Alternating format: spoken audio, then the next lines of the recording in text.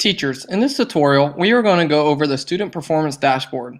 But before we jump into that, I just want to give you a little tip on your new gradebook inside of Canvas.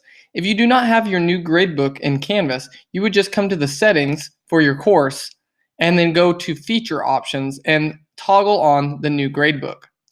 After you have the new gradebook, you can see it gives you a lot more space for information. But there's some settings that you might want to go through to make it easier to see.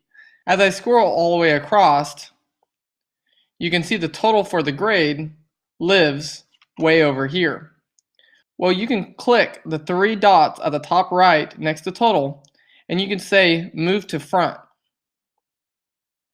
What this is going to do is put the total right next to the student name, and as you scroll through your assignments, the total will stay next to the students' names. You can also click this three dash button and say sort grades lowest to highest. This is how you can see how many of your students are failing your class as it views from the top down. To sort by student again, you would just click on the three dots next to the student and then say sort by A to Z. You have a lot of options in your viewability inside of Canvas for your grades. Now, I just wanted to point that out because we'll have a lot of teachers ask how to see failing students in their associated classes. You will do this through your gradebook using some of these sorting features. When you go to the Student Performance Dashboard, which lives under the Account tab, and then you'll go to Settings and you'll see Student Performance Dashboard. Later in the year, you might see it under this Links tab once we have done all testing. When you click on that link, it'll take you to your Student Performance Dashboard. As you can see, this is the Student Performance Dashboard just for this course that I'm looking at. You can select to see all courses, and this will show all students in all of your courses, or you can depict what course you want to view students in. The main confusion we will probably have from this is this dashboard does not show just the students' scores and their attributes inside of your class. It is a full picture globally of all of their course grades in all classes. This dashboard is filled by enrollment. So if they are enrolled inside of your class, you see full data on the student. So in my class here, I have 106 students. I have 10 that are on probation, which means failing. They're probation because it just ran for the first time.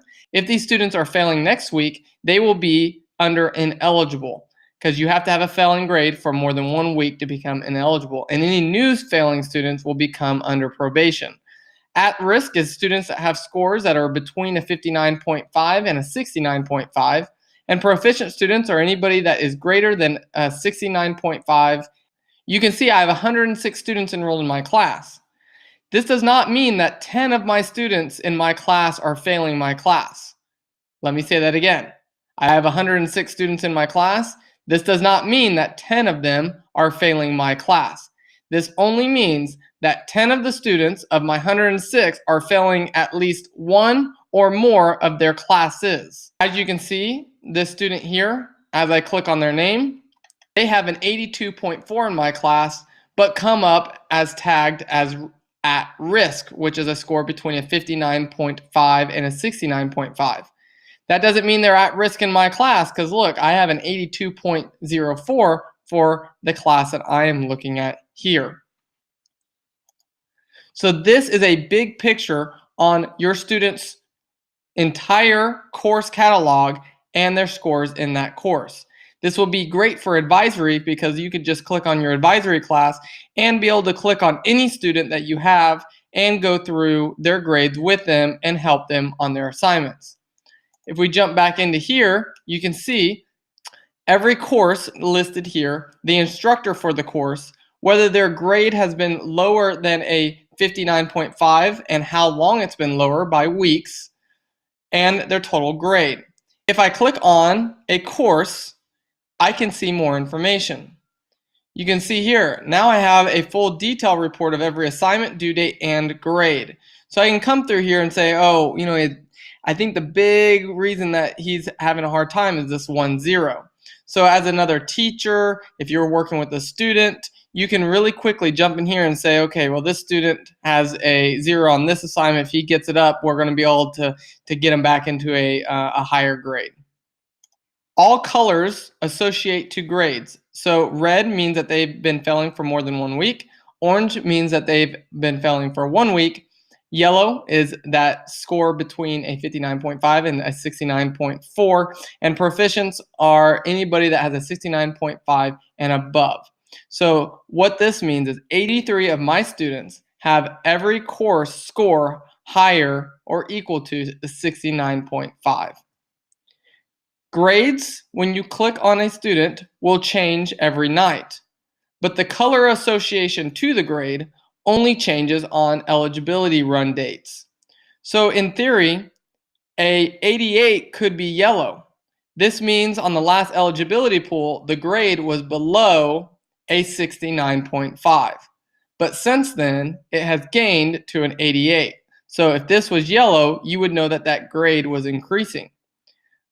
Alternatively, if you had a 59.2 and it was blue, that means that that grade in the last eligibility was proficient. But if it stays that way on eligibility run date again, that grade will become a probationary grade. The eligibility runs every Thursday morning and it will complete before 5 a.m. These tools up here just allow you to export and break down the information you see below. So if I uncheck these boxes, that refilters the students that I see below. Same for this course grade display range. This is just to filter out students. So this says display grades that are greater than or equal to, and you can fill in the amounts.